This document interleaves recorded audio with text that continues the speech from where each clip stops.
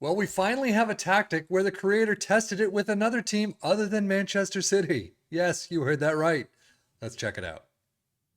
This one, again, no idea why it's called this way, but it is called Yellow Tint. It was tried with Crystal Palace, and they won the league. They tried it again with Forest, and they got third. So kudos to you. Thank you so much for using someone other than Manchester City, and it sounds like a real test. Unfortunately, it doesn't look like it got a lot of love on the page that I got this from. So we're going to hope that today's teams of Liverpool, Aston Villa, and our championship side of Ipswich Town can boost that rating just a bit. So let's jump into the Premier League and see how they did. Well, looking at the Premier League, honestly, it doesn't look like anything special. I'm not going to say it's bad. I'm not going to say it's amazing. We're getting about what we're getting with these two teams, Aston Villa and Liverpool, from what we've gotten kind of on the average in the last couple of weeks. 94 points, topping the league for Liverpool. 118 goals is still a fantastic, phenomenal total. Don't get me wrong. But again, a lot of these tactics have done similar things. Aston Villa in sixth, 74 points, 106 goals. We've seen them with higher, we've seen them with the lower. But as we look at the domestic cups, you could see Liverpool beating Aston Villa in the Carabao Cup final, 0-0 in penalties. So that's a trophy right there, trophy number 2. Unfortunately, in the FA Cup quarters against Newcastle, 1-3. I know one person who's going to love this. But trophy number 3 does come against Ajax, having beaten West Ham, Olympiacos, and AC Milan, some very good teams, 2-0 in the Europa League final. Again, don't get me wrong. I'm not saying that this tactic is not working at all, because clearly it is. First place for Liverpool is fantastic. Winners of the Europa League, winners of the Carabao Cup, only quarterfinals of the FA Cup, okay, but 3 other trophies. That's pretty good. So overall, you do have plenty of green to look at. 36 goals for Salah, Jota with 29, 23 for Gakpo, Nunez all the way down with 11. But assists, 18 for Robertson, Trent with 16, not bad at all. And Mohamed Salah, of course, topping the list with 746 average rating.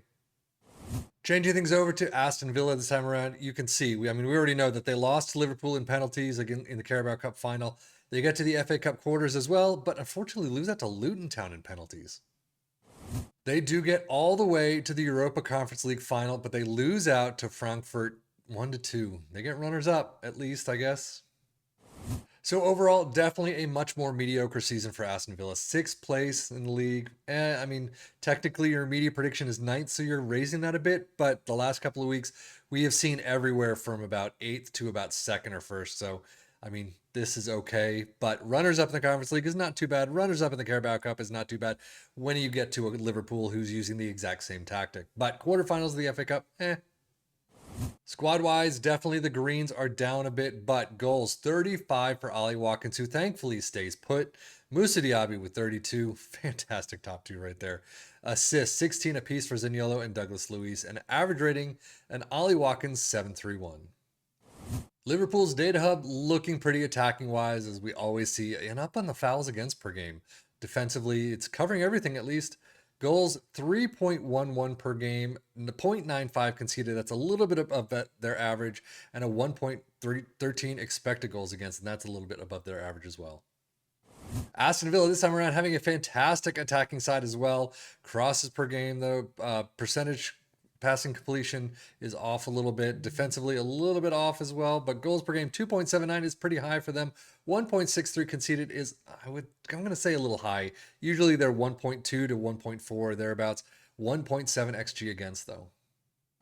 And taking a look at the Premier League stats, most points per game, Liverpool with a 2.47 points per game, Aston Villa with a 1.95. Most goals, Liverpool in first with 118, Aston Villa coming in second with 106. Fewest shots against, Liverpool the only one in the list with 6 with 347. Most possession, 52% for Liverpool.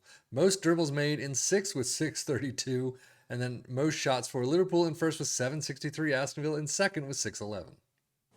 But now we are seeing it time and time again. Ipswich Town coming in first, 106 points, 122 goals is a good margin right there.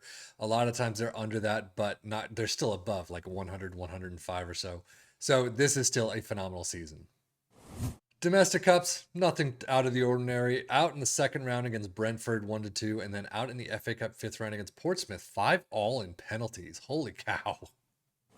So overall, championship is definitely where it's at. The domestic cups, yeah, nothing to write home about. But they did somewhat okay in the FA Cup. But 5-all, wow. But first place, you can't beat that. Squad wise, so far nothing really out of the ordinary until you get to George Hurst, 41 freaking goals. Holy cow. We finally get a tactic that George Hurst can work with. But usually he's down in like 10 to 15 appearances at most. But assist wise, Leif Davis with 19. He couldn't pick it up to his usual, which is above 20. But average rating a 747 for Hurst. This is a phenomenal account for Hurst, no question.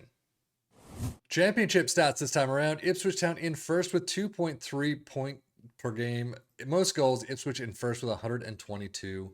Fewest shots against in fifth with 426. Most dribbles made with 735 in seventh, and most shots for in second with 724. But now let us take a look at this funky looking shape. We got a sweeper keeper in defend right now to start off with. Fullback on the left and the right in attack with ball playing defenders in defend. It's sandwiched in between. You got a winger on the left in attack next to a box to box in support, a DM in support, and then a winger in attack. You got an advanced forward in attack on the left, a pressing forward in support on the right. Attacking mentality, in possession, approach plays, pass into space, passing directness is shorter, tempo is higher, low crosses and run at defense. In transition, counter press, counter, distribute quickly and roll it out. And then out of possession, a high press line of engagement, a much higher defensive line, trigger press much more often, prevent your goalkeeper distribution, stay on feet, step up more, and invite crosses. Invite crosses is something that everyone seems to be doing nowadays. So how did it do for our three teams? Well, I mean, clearly Ipswich Town doing a fantastic job. I mean, I think overall all three teams haven't really done much above the normal from what we've been seeing the last couple of weeks. But first place for Ipswich Town is fantastic, no question about it. And as we look at Liverpool and Aston Villa, sure, Liverpool, 94 points, 118 goals, fantastic, topping the league.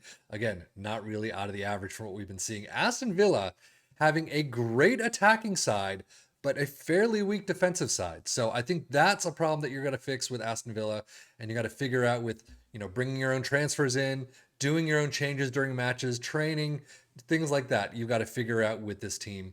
And there, I mean, it is an average mark for this side who, like I said, have seen themselves anywhere from about 8th or 9th to about 2nd or 1st. So take a look. It's definitely worth looking at if you like these funky shapes like I do, and see where you can fix it, where you can put your own team into that tactic and get it to work. But that is it for me, Sefian FM for the Football Manager blog channel, saying thank you as always for watching. Take care and enjoy.